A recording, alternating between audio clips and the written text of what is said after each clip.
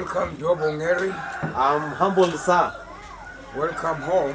Yeah, thank you. This is your seat. You can sit down here. Thank you very much. How are you doing? That's fine, thank you. My name is Job Ongera, the host of a program Old is Gold. We've just finished celebrating Mashujaa Day, but there are those people whom we have not brought into light, into participation, to ensure that as we celebrate those ones that we know, there are those ones who are forgotten.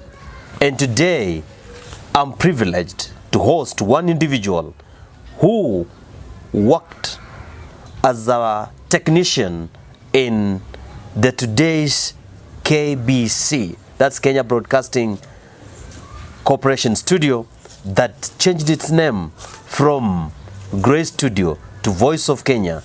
He's none other than Ali Athman, aka Muhammad Obedi. Thank you very much. I am. And how are you? Not bad, sir. Welcome. We humbled to be at your place today. Welcome. You told me earlier on that you used to work in Grey Studio. Yes. Give us a bit history about yourself. A bit history about myself. In the first place, I was born in 1969, 11th December. That is the date of independence. God, I don't know why, he brought me out prematurely. You know, somebody, after staying in your mother's womb when you were born, you must be about 9 months. But me, he brought me whilst I was only 7 months premature. In 1939, 11 December, in Kiambu Hospital. Did you go to school? Yes, I did. To what level?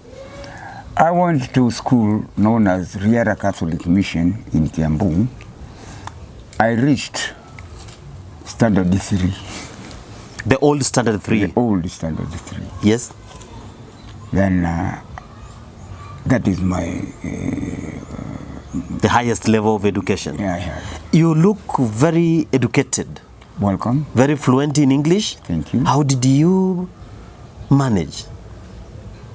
You see, as I told you, God had given me natural, a gift from God. Talent. There is a name for it, I just forgot. Natural talent. Natural talent. God-given gifts. To me. You worked in Grey Studio? Yes. Sir. For how long? From when? Just for 4 years. From when? I joined in 1963, 1st June, up to 1965. How did you make your entry to Grey Studio? I told you, I met somebody known as Stephen Kikumu with his friend known as Leslie Wink. He was a European. He was a big man. He used to be a chief inspector somewhere in Northern Frontier there, NEP, Nation Frontier there. So they employed me, Mr. Wink employed me in Voice of Kenya. Then I was given 2 programs to operate. Music of Africa, which started every Thursday at 9:30 a.m. to 10:30 p.m. PM. And then another program was Music of Africa, every Sunday from 10 a.m.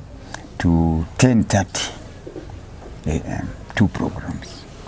You had I was just paid 350 by then. But 350 by then, it was too much money because I think with those little, I bought a car. What type of a car? You see, it was Ford Anglia. Ford Anglia. 2,050. I paid down 1,250. The rest 250 I had to pay in high purchase.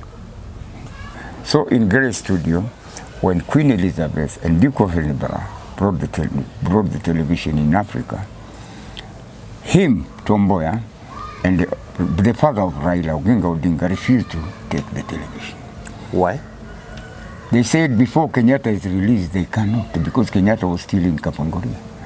But Moi and Ngala took the television in the Grey Studio. And that is how it is now. While you were in the Grey Studio, you were running 2 programs. Yes. Musical programs. Yes. I was running 2 musical programs, but I was driven out of those program broadcasting. I was made a technical operator in the Grey Studio. During your tenure in KBC, did you help anybody come in KBC as you were helped? You see, one day when I was in Grey Studio, it was Nelly Stairara, a lady, who took me to Section 3, Eastleigh Section 3, to go and see her cousins. When we went there, after introducing me to her cousin, this Leonard Mambo Motela came. He was a hippie, in fact. He had a jean tied by a Nikamba down there. I greeted him. By then, in KBC, the controller, the big man administrator was Tom Botella. Yeah, I think it's Tom Botella. I think he was his cousin or something. He asked me, can you take me to see my cousin in this college house? That was the headquarters of KBC, Boys of Kenya. I said, yes. I had a car, drive up to them. I opened him a door. Go and see you or whatever. So when he met Walter Botella, the administrator, he employed him in Boys of Kenya. And who knew when I started with that, you understand? And he never even thanked me for that. So you are the engine behind Leonard Mambo Botella securing a job in KBC? Yeah, through me. Have you ever met him since then? One day I met him somewhere, then he gave me his back. He never said thank to me. So you picked him from a hippie? Yeah. Sure. You gave him job in KBC? Yes. He's a great voice right now that people celebrate him. Yes. Like even he was celebrated in Mombasa, Madaraka, Mashujaa Day. Okay. But you are here, somebody who made him to be what he is today. Yes. He's never bothered to ask. Never. Suppose now he listens and watches this program. What can you tell him? I will tell him this. If somebody do you a favor, don't give him money. Don't give him anything. That's the token of gratitude. Say thank you very much, in which he never gave me that thank you very much. Then I'm not bitter about it, but I'm sorry for his ignorance about my presentation to him. How is life like outside here? As I told you now, after losing the job in Boys of Kenya, I joined Muslims. They named me public official to collect from the shop. It's not begging. No, it's just like charity. You talked about Idi Amin Dada passing through your hands. Yeah. How? You see, in that house, in my wooden house in Malari North, he was staying there. He was your tenant, that is? No, I just helped him. All right. I just found him in my house. I don't know how he came. You don't know where to go? Come and stay here. Sure. So you hosted him? I hosted him. How did he leave your place? One day, I had a car, Morris Mine. I was driving him. He asked me, can you drive me to railway station? I want to go and overturn Uganda. I said, all right, welcome. I drove him to railway station. He went and overturned Uganda. Never remember me. Even he never said thank. Like Leonard Mambo Botella did? Oh, the same. Now, how is life like here in your shanty? When did you come to Mwiki now? The retirement benefit from my wife, I built the shanty, and then that is where I live. When we talk about charity or assistance, today you are naming it Mashujaa Day. When you call a Mashujaa, I'll say that. When you call it Mashujaa Day, I don't say without me, but I can say without me. You understand?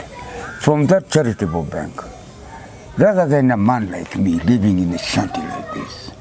You see, when you go to Karioko, there are houses. Are they not or no? They are there. Those houses are supposing to be given to civil servants from charitable bank. You can pay old people like me. You understand? Recently, they announced 2,000 for our day, which is a lie. You've never received 2,000? Never.